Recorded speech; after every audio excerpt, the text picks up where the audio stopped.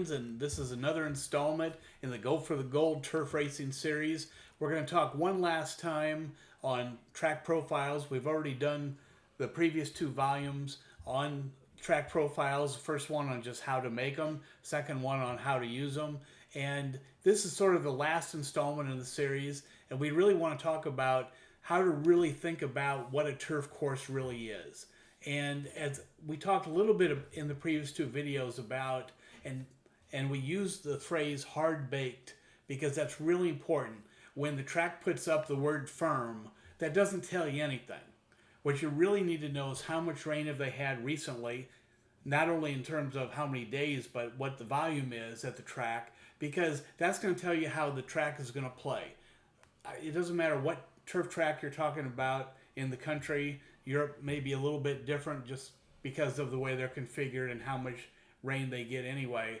But here in the United States, we have periods where we don't get any rain almost for 2 or 3 weeks. The Kentucky Downs meet that just finished here in 2025 is a good example of an entire meet that basically had no rain, set a bunch of track records, and if you weren't fairly close to the front, you didn't have a whole lot of chance of getting there and winning.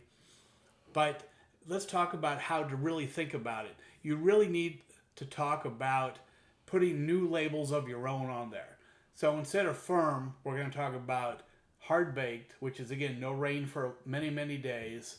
The normal firm surface, which allows horses that are further back, they can be pressers, they can be closers, and if they're good enough, they'll get there. And then you've got the off tracks. And the off tracks I'm going to just talk about first and foremost because Steve Klein in his book that DRF has pointed out how the most unpredictable track is when it's labeled as soft or yielding or something like that. And I don't think anybody was expecting the results that Steve Klein found in turf races that are off, yielding, soft, whatever they call it, which is they run so slow to begin with anyway. But front runners win a lot of those. I think the average person, whether they've followed dirt most of their life or followed turf most of their life or both, they're expecting that when a turf track is off, that closers are going to win everything. But that isn't what happens. Steve Klein showed over a myriad of thousands and thousands and thousands of races over years and years and years that when the turf track is off, that usually what you'll see is instead of the pace call time being something like a 1:12 in a mile race or 1:11, all of a sudden they're 1:16, 1:17, 1:18, and the front runners wire them. Because I think what happens is that the jocks on the horses that are further back, they're actually physically closer. The pack is bunched more, but nobody wants to use any energy until they're literally about halfway down the stretch. Well, the problem is if you've got a good jock on the front of a turf horse, they're going to slow it down as much as they can humanly do that and get away with it. In turf, you can get away with that a lot more than you can in dirt racing. And all of a sudden, the normal 1:12 ends up being a 1:18, and the front runners got all the energy in the world. So when you see an off track, just throw out the form, go do something else for the day because it's just not worth it. Unless you got a bunch of long shots that are on the lead, at 10-1, 20-1, then I'm going to tell you to go ahead and play if you want to, if they fit on class and distance and all those other things. But the off track is so unpredictable. But the normal firm is fair to all the various labels, whether it's a front runner, a presser, or a closer. But the hard baked, you're not going to see very many closers ever get there unless you got a bunch of quitters. And that doesn't happen very much in turf racing anyway.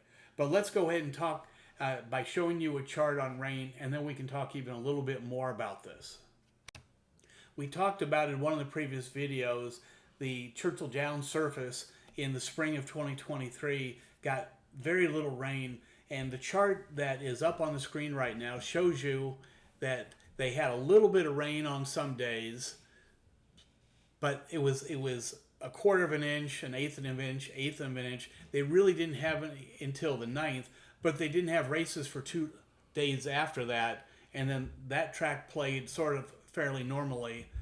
They had a little bit of rain on some of these other days, but then after May 20th, until they called off the races in mid-June, they didn't have any rain at all. And that's why the Churchill service got so hard packed. Everything was front runners or very close pressers. And again, I'm not here to second guess Churchill Downs in any way. They made a decision they thought was right for the horses and for everybody at that time. I'm sure they wouldn't have moved if they didn't feel like it was necessary for the health of the horses. But they didn't have any rain, and so the track profile for the last 3 weeks before they canceled the meet was very hard fast. And that's one of the things that you'll be sent if you order the book, is the track profile for Churchill Downs, which lists all of this. The chart that is up here on the screen is something taken out of the track profile that's in the Excel spreadsheet that we're going to send you if you buy the book. But it's really important to keep track of this, because then you've got a really good idea of when the rain was, how much it was, and you can just understand how the track's going to play.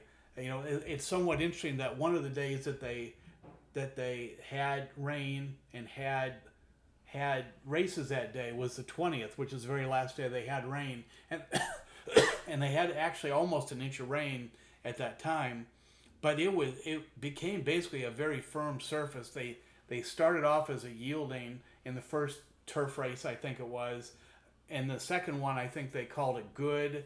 But then by the last one, and I don't think a track record got set on that day. I think it was a couple days after that.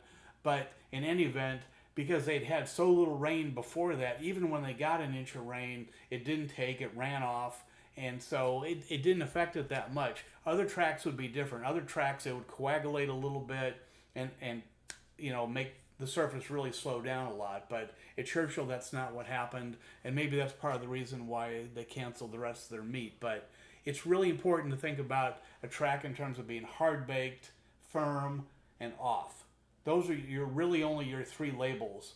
And if you learn those and you use the track profiles and keep track of the rain, you're ahead of the game in so many ways, because you can figure out where at least 80% of the winners come from, and you can draw the line at 90% if you wanted to, or you could go back and say, hey, I only want to, you know, get the cream of the crop and only do a 50% line and use an average or something like that. But however you want to do it, you're going to find long shots all over in turf racing.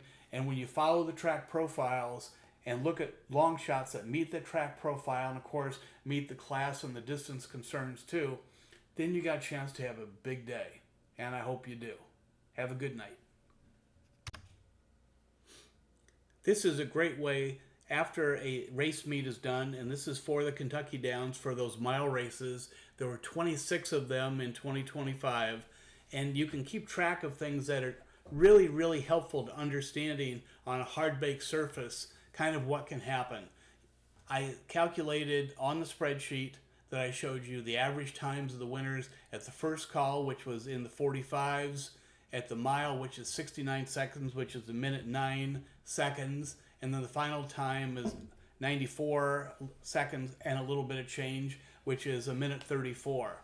The average lengths back over the course of these 26 races at the Kentucky Downs meet in 2025, you could be 2.5 lengths back at the first call, and you could be a little over 1.5 lengths back at the second call. So again, you're not talking about horses that are deep closers.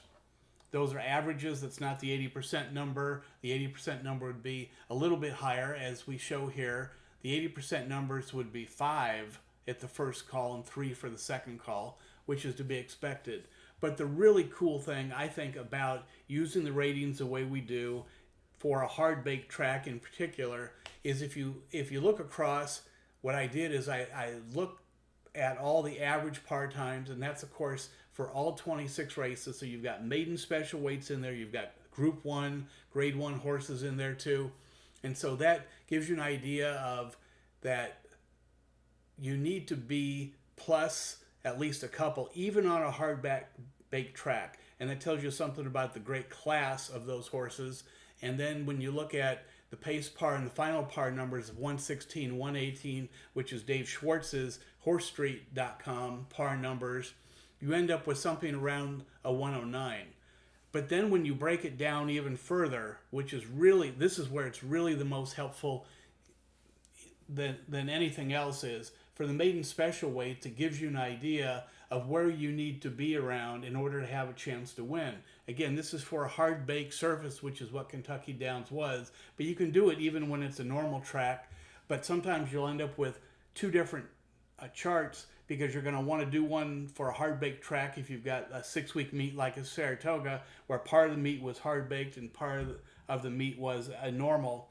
But you've got the great ability to then put together, okay, this is what a maiden special weight is.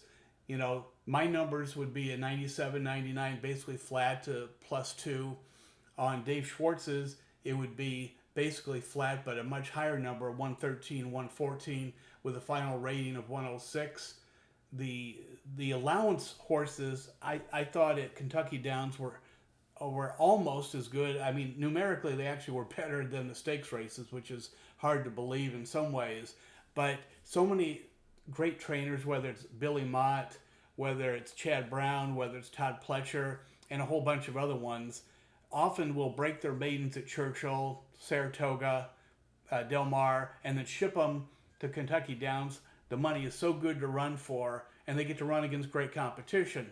So that's why you're going to see a +8 on my system for the allowance horses, and then you're going to see on Dave Schwartz's also a +8, but the overall rating's a 112, which is like 6 lengths better than what the maiden special weight is. So that tells you how good the allowance horses were. And then the stakes horses were really about the same as the allowance horses. But in there you also had a lot of 2-year-olds, and so you normally would make some sort of allowance for 2-year-olds at a lesser number. So the overall stakes numbers, which includes 2-year-olds, 3-year-olds, and 4-year-olds, the average makes it look like that they're not as good as the allowance, but we all know that they're not as good.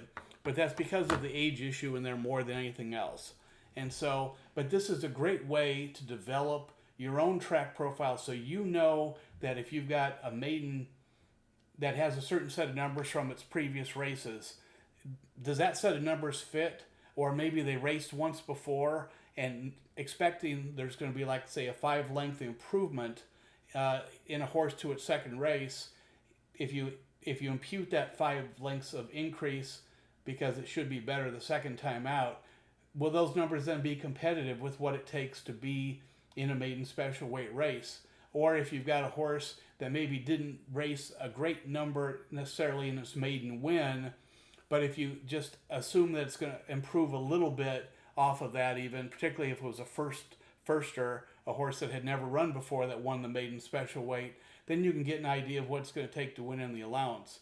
And of course, you had so many horses that had just broke maiden, and so it would have been more interesting at Kentucky Downs, and if some of these allowance races had been situations where horses had run 5 or 6 times and then ran in the allowance, but a lot of them had just either broke maiden in their first race, maybe their second race, worst case, and so you had a lot of inexperienced horses running together. The fact that we ended up with so many really good numbers tells you how good the quality really was at Kentucky Downs. But this is a great way to take a hard-baked track, and you can do it for every track, whether it's hard-baked or otherwise, and this just lays out in one chart what it takes to win at the class level. And that's a really helpful thing when you're trying to figure out who's got a chance to win today. And you can find those 20-to-1 shots every day if they fit within these type of numbers.